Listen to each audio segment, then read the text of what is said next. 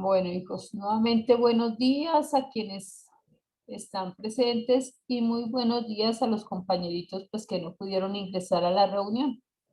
Igual vamos a grabar para que puedan tener la información y no queden por allá desubicados. Entonces les había pedido el favor a través del WhatsApp que le diéramos una leída a esta guía. Solo leer, decía la instrucción. Vamos precisamente entre todos a retomar, a revisar, a aclarar dudas si es necesario, para que luego sí podamos desarrollar la actividad que nos proponen allí. Entonces, ya nos acabó de mencionar Juliana que el tema sobre el que vamos a estudiar, ¿cuál es? Las teorías de la vida. Ajá, las teorías que explican el origen de la vida. Fíjense que venimos de mirar desde lo más grande, ¿cierto? Desde lo macro, que fue el universo, y vamos centrándonos cada vez en objetos de estudios más particulares.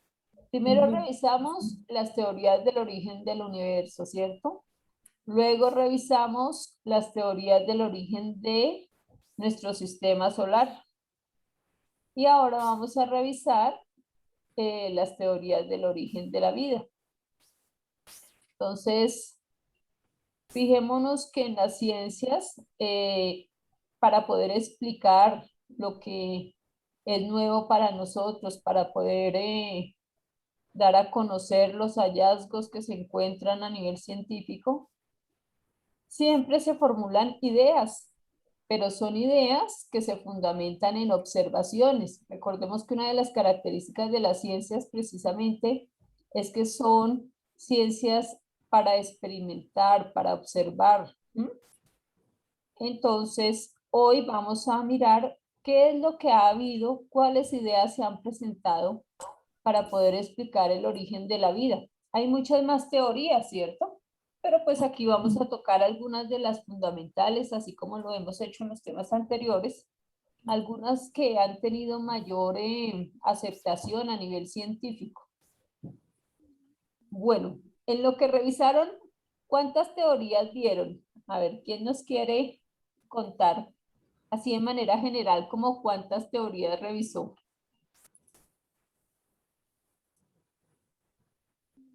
A ver, a ver. Profe, yo vi dos. La teoría del origen de la vida y la teoría actual. Bueno, ¿quién da más? ¿Qué otras? Profe, yo vi tres. ¿Cuáles, papi? El creacionismo, Ajá.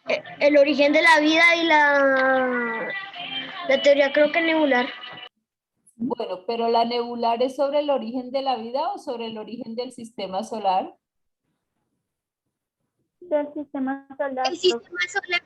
Ajá. Profe, era la teoría del creacionismo, la generación espontánea y el origen cósmico. Bueno, vamos a ver entonces. Ojo por ahí, porque la idea es que no nos confundamos, ¿cierto? Unas son las teorías del origen del universo, que ya las vimos. Otras son las teorías del origen del sistema solar. Y otras diferentes son las teorías del origen de la vida. Entonces, hoy nos vamos a centrar en las teorías del origen de la vida. Primero, pues aquí nos dan cuenta de manera general de que hay unas primeras teorías. Inicialmente se pensó en unas ideas y tres teorías fueron las que prevalecieron hasta determinado momento de la historia. Ya vamos a mirar más adelante. De las primeras teorías que se consideraron para explicar el origen de la vida, fijémonos, aquí está el creacionismo. ¿A qué hace referencia el creacionismo? Quienes leyeron, cuéntenos con sus palabritas. Además que aquí tenemos el texto, ¿cierto? Y nos está explicando lo que es el creacionismo. ¿A qué hace referencia esta teoría?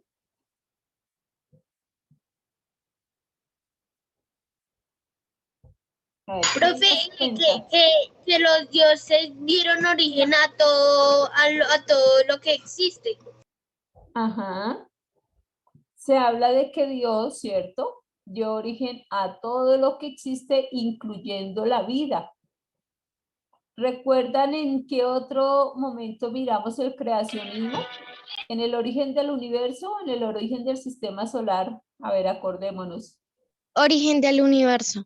Ajá, en el origen del universo, sí, señor. Entonces, el creacionismo, fíjense que es una teoría que ya habíamos trabajado y la retomamos porque a través de esta teoría también se explica el origen de la vida, además de explicarse el origen del universo. ¿Por qué? Porque dice que todo, así como Juliana lo acaba de mencionar, que todo lo que existe, ¿cierto? Fue creado por Dios. ¿Mm? Y nosotros tenemos una referencia a nivel bibliográfico, es decir, a partir de un texto, que es la Biblia. ¿Sí han leído sobre el Génesis en la Biblia? Sí, señora. Sí. Sí, señora. Ajá. Yo me imagino que en religión, ¿cierto? Y además, pues quienes somos creyentes y leemos la palabra, lo hemos leído. Y en el libro del Génesis, que es el primer libro que aparece en la Biblia, se narra cómo Dios creó, durante cuántos días fue que creó Dios todo. A ver, acordémonos. 7 días, profe. 7 días, ¿cierto? En 6 días trabajó Dios muy juicioso y el séptimo día descansó.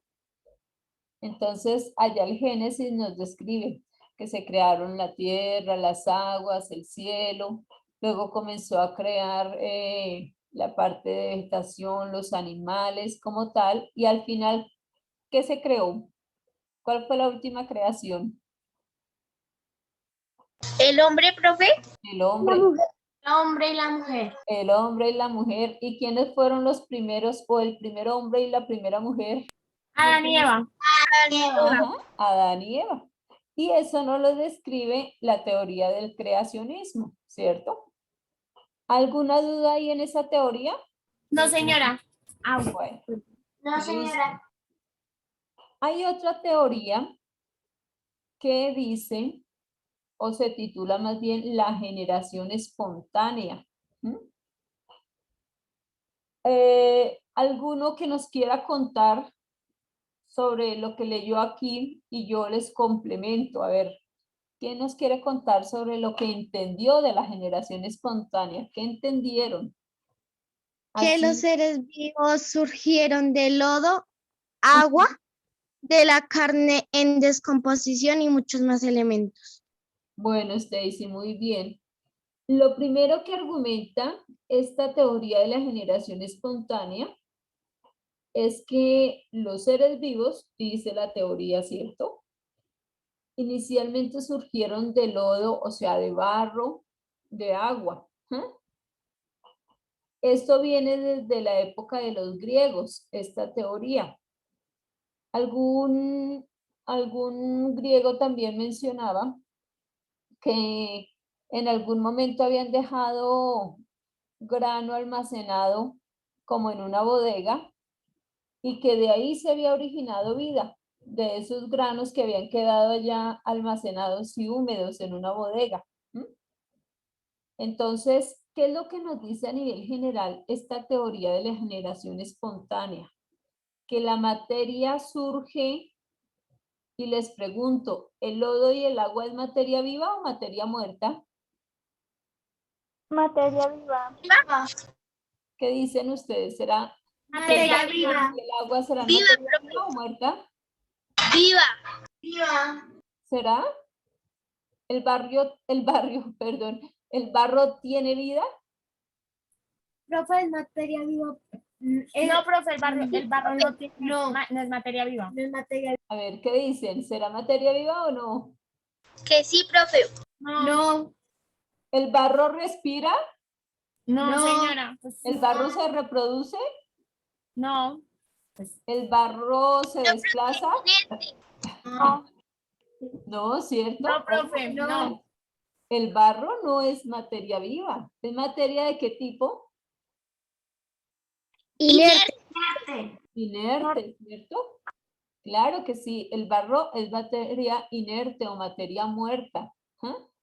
Entonces, a nivel general, ¿qué nos dice la teoría de la generación espontánea?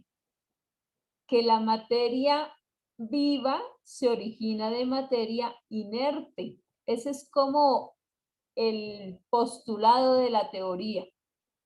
Se lo repito para que ojalá le tomen por allá apuntes. Ojo, en la generación espontánea, ¿qué se dice? Que la materia viva surge o se origina de materia muerta, de materia inerte. ¿Listo? Esa es como la línea que identifica la generación espontánea. Ahora, ¿qué sucede por aquí con lo de la carne? Como ellos creían que de la materia muerta se originaba vida, ellos también señalaban que dejaban un trozo de carne, que fue la experiencia que hizo este señor. ¿Cómo es que se llama el señor que hizo la experiencia de la carne? Ready. Reddy, ¿cierto? Francis Ajá, Ready. exactamente. ¿Y qué fue lo que él hizo? Dejar unos trozos de carne, unos pedazos de carne en unos frascos y uno los dejó abiertos y los otros los dejó cerrados. ¿Y qué encontró don Francisco Reddy? Que la que dejó abierta habían moscas y había larvas en la Ajá. Y la que y la cerrada no. y la cerrada no, ¿cierto? Bueno, entonces devolvámonos aquí. Está clara la experiencia. Entonces, don Francisco Reddy, sería que él estaba de acuerdo con ese postulado de los griegos. ¿Qué dicen ustedes? A ver, ¿será que Reddy estaría de acuerdo con los griegos que decían que la materia viva se originaba de la materia muerta o no estaba de acuerdo con ellos? Sí. Sí, sería que sí. ¿El que comprobó en su experiencia? Cuando tenía carne tapada en un frasco tapado, ¿hubo moscas, hubo larvas? No. No. Entonces, ojo lo siguiente, vamos a aclarar aquí. Reddy, él no estaba de acuerdo con los griegos. Él decía, no, pero eso es falso. De la materia muerta no se puede obtener materia viva. Y se los voy a comprobar, dijo Reddy. Entonces fue cuando hizo la experiencia con los trozos de carne en los frascos. Y él argumentó, fíjense, en los frascos cerrados no se generaron larvas, mientras que en los frascos abiertos sí se generaron larvas. ¿Por qué creen ustedes que en los frascos abiertos se generaron larvas? Por el olor. Porque por el olor. Profe, porque se empezó a pudrir y porque pues estaba abierto, ¿no? Bueno, y al estar abierto, ¿qué sucedía? Se estaba dañando, se estaba descomponiendo. Sí, profe. Por estar Ojo, el hecho estar abierto y no estar cerrado, poner, como el abierto, como el frasco no estaba cerrado, entonces como ahí había como fruta o algo dentro, entonces eso se empezó como a pudrir, se empezó a dañar, se le empezó a poner moho. Entonces por eso se generaron las larvas. bueno, pero ¿se generaron en los frascos abiertos o cerrados? Abiertos. Abiertos, profe. En los abiertos, ¿cierto? La carne estaba en descomposición. Bueno, La carne se compuso como cuando una persona o un animal muere. exactamente. Que se le paran las moscas. Ojo, Los vienen ¿por qué se comienza a descomponer esa carne o esos alimentos que están descubiertos, abiertos? ¿Qué es lo que hace que se descompongan? La materia. ¿Pero qué materia muerta puntualmente? Cuando nosotros metemos un alimento a un lugar y lo cerramos, ¿para qué lo cerramos? ¿Para que no le entre qué? para que no Para se que no se pudra. dañe, no se descomponga la comida. Bueno, pero no se descompone porque ¿qué es lo que no entra en el frasco tapado para que no se descomponga la comida? ¿Qué creen? Las moscas. Ah, para allá escuché. Las moscas. Bueno, las moscas y además de las moscas, Las bacterias que tiene la carne, profe. ojo, yo sé que ustedes lo saben, pero van a decir, ay, sí. ¿Qué es? Profe, lo que la guardamos para que no se nos dañe, no se nos descomponga y no se nos ponga aire. Porque una vez que se daña, ya no se puede ni comer, ni probar, ni nada, porque eso generaría daños en el estómago. Daños Claro, totalmente cierto. Pero ojo, ¿qué es lo que hace que los alimentos que están descubiertos se descompongan? El aire. ¿Mm? El aire comienza a actuar sobre esos alimentos. Recordemos que en el aire hay gases, hay oxígeno, hay hidrógeno, hay, bueno, nitrógeno. Entonces, el aire, esa mezcla de gases, comienza a reaccionar allá sobre la materia, ¿no? En este caso la carne, la fruta. Fijémonos que nosotros que el material orgánico tiende a descomponerse, ¿cierto? Entonces se comienza a descomponer, en términos más coloquiales o comunes, se comienza a podrir, ¿cierto? Y alguien mencionaba el olor. Ese olor atrae a quienes, A las moscas. a las moscas, claro. Y entonces llegan los mosquitos a pararse sobre el alimento que se esté descomponiendo o sobre el cuerpo, como decía la compañera, a veces un animal muerto, desafortunadamente una persona que esté al aire comienza a descomponerse. Llegan los animales, particularmente las moscas, y al pararse allá sobre esa carne o sobre ese alimento, pues comienzan a comer de allí y además ellas van poniendo huevos. ¿Ah? Reproducirse. Exactamente, van poniendo huevitos allá y entonces de esos huevos es que se forman las larvas. Pero ¿qué fue lo que observó Reddy? Pues que los frascos que estaban cerrados no tenían larvas. ¿Por qué? Pues porque no habían llegado las moscas, no podían entrar, ¿cierto? Porque no entraba aire, no se había descompuesto la comida. Entonces, pilas, porque fíjense que una cosa lleva a la otra. Entonces, ¿qué dijo don Reddy después de la experiencia? Que la vida se originaba de materia viva o de materia muerta. Él no estaba de acuerdo con el creacionismo. Estaba de acuerdo con el creacionismo y estaba de acuerdo con la generación espontánea. ¿Qué dicen? Sí, profe. O sea que Reddy decía que de materia muerta se originaba vida. No, señora. No, sí, no. Él decía que para que hubiera vida, para que se originara nueva vida, se necesitaba que antes hubiera vida también. Y eso es lo que nos menciona en esta frasecita. Vamos a leerla textualmente. ¿Quién nos quiere leer este parrafito pequeñito? Yo. Bueno, Daphne, la escuchamos, mami. Pero a partir del siglo XVII, Francesco Redi y especialmente el En el siglo que es recordemos los números romanos 19. 19. Ajá. de el 19 con los trabajos de Louis Pasteur. Ajá. se demostró la imposibilidad de la generación espontánea. Pare ahí, por favor, dame un segundo. Ojo, se demostró la imposibilidad de la generación espontánea. En otras palabras, ¿la generación espontánea era posible, sí o no?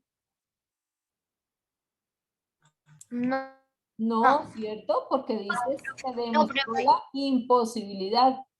Ellos dos, desde su trabajo científico, Francesco Redi y Luis Pasteur, que es muy importante también en la ciencia, el señor Luis Pasteur, los dos demostraron que no se podía dar la generación espontánea, no era posible que se originara vida de materia muerta, no se podía. Ellos dijeron, para que haya materia viva, antes debe haber materia viva.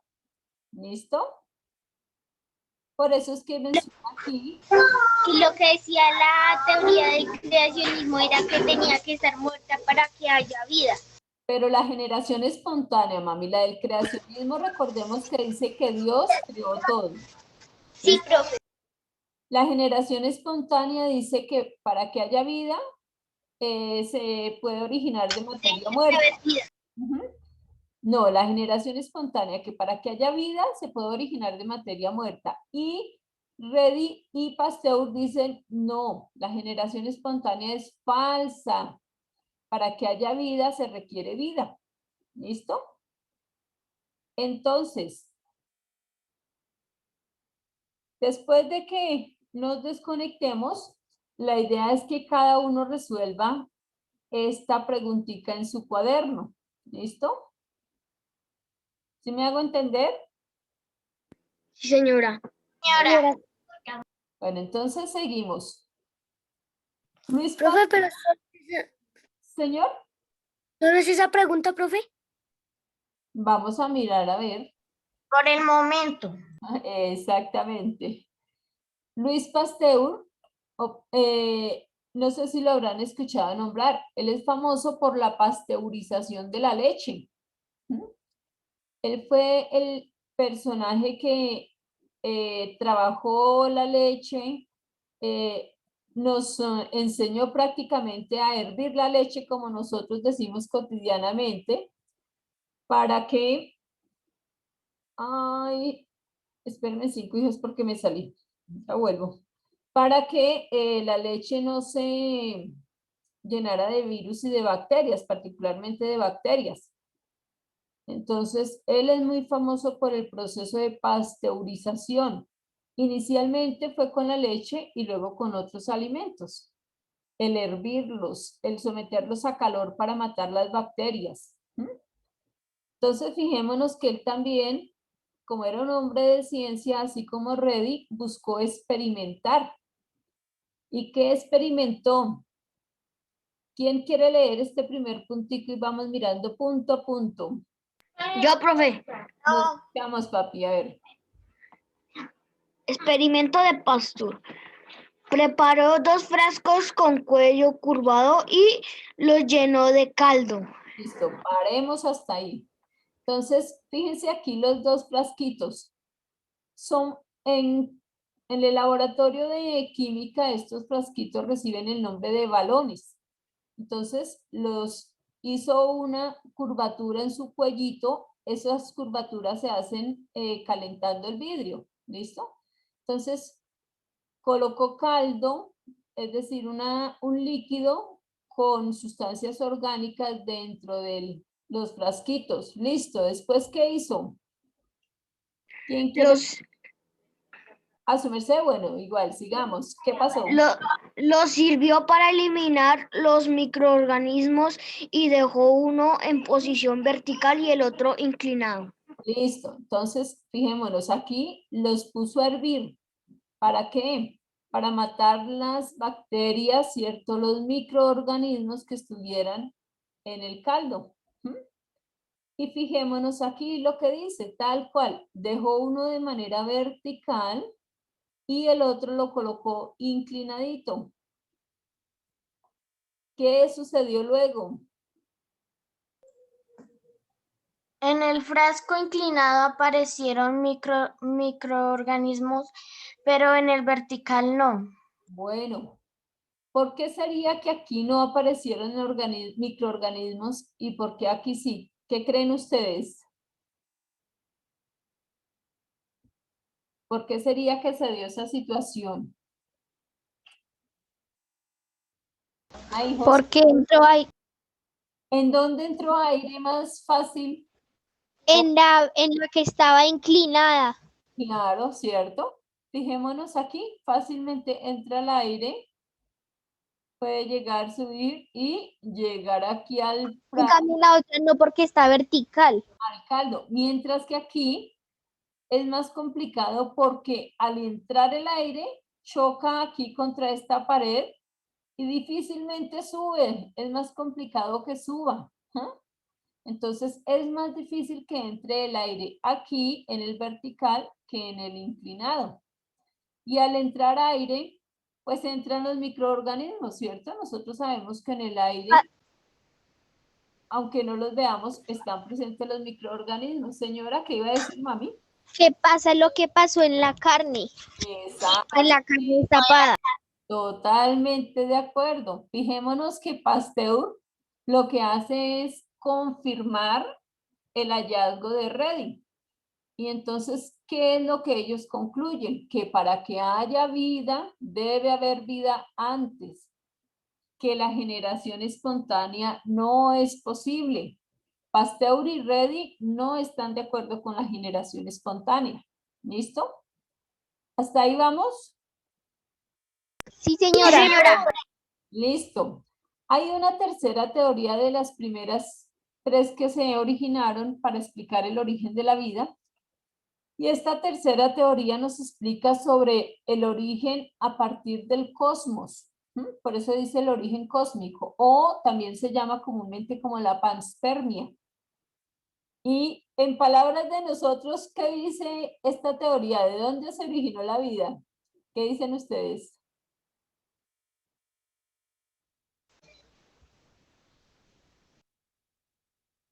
¿De dónde vendría la vida? ¿De dónde vendría el origen de la vida?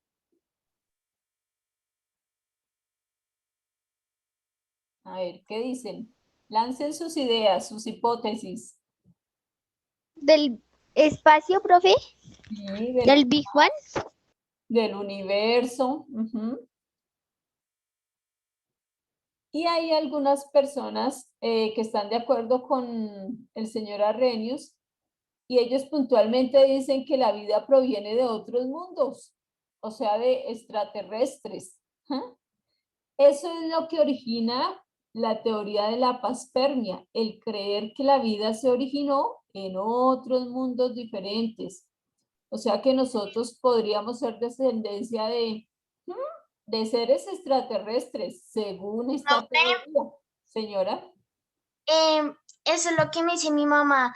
Como mi abuelita es cristiana, ella me dice pues que Dios fue el que creó la vida. Ajá. Pero mi mamá me dice que fueron los extraterrestres los que crearon la vida. Fijémonos que hay diferentes posiciones, ¿cierto? Y son respetables, cada uno pues de acuerdo a su creencia, de acuerdo a su formación, tiene una manera de ver las cosas. Y la ciencia inicialmente acepta estas tres teorías para comenzar a mirar desde el punto de vista científico como tal lo que es el origen de la vida. ¿Qué sucede con señor Reddy y con Luis Pasteur? ¿Están de acuerdo? ¿Será que ellos están de acuerdo con la panspermia? ¿Qué dicen ustedes? ¿Que no, profe? No, profe. Ellos no, ellos siguen pensando que no, que para que haya vida se necesita vida. Sí, porque dice que se demostró la Ajá. imposibilidad de la generación espontánea. Ajá. Y además, aunque aquí hace referencia a la parte de arriba, además también ellos dicen, no, pues ¿cómo así? No es posible que vengan seres de otros lados a originar la vida. Para que haya vida, debe haber vida, porque como ellos lo experimentaron, ellos lo observaron, pues defienden su teoría. Entonces, ojo, vamos a dejar por el momento hasta ahí esas tres teorías que fueron las originales, las que primero se trabajaron para explicar el origen de la vida. Entonces, el creacionismo, la generación espontánea y la panspermia. Esas tres. Nos vamos a ir al final de la guía. Fíjense que aquí hay un cuadrito. La idea es que llenemos este cuadrito con la información que nos piden, pero solamente de estas 3 teorías: creacionismo, generación espontánea y panspermia. ¿Listo? Solo esas 3.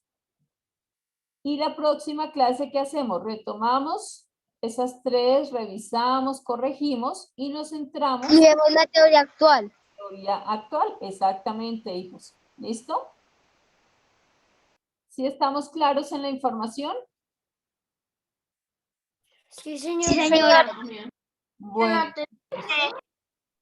entonces voy a dejar ya de grabar y nos despedimos. ¿A dónde está por aquí? Para